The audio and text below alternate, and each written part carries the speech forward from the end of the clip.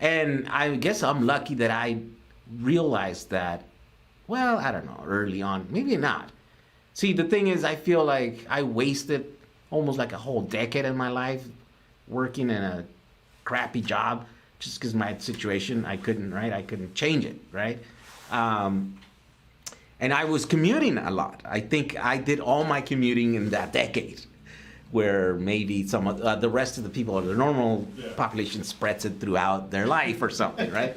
Although I know some people that are stupid because they're commuting 2 hours every day, and they've been doing it for the past 10 years, and you're like, what are you doing? Like you literally are living portion of your life in the freeway. Yeah. And so I think now that we're forced to, whoever is capable or able to work at home, they're doing it, right? Yeah.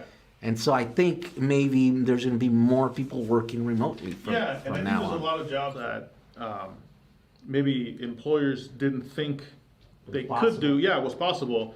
Then now it's going to be like, oh, it's totally possible. It's just that you just wanted to have control over people and kind of be looking over their shoulder and feel like the boss and have them in your office where you can, babysit them, So I think now it's starting to become more clear that, we need to approach how we work, how we collaborate in workspaces. We really need to reevaluate that.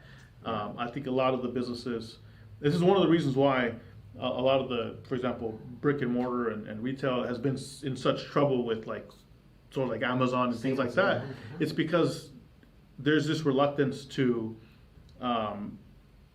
basically update that operating system.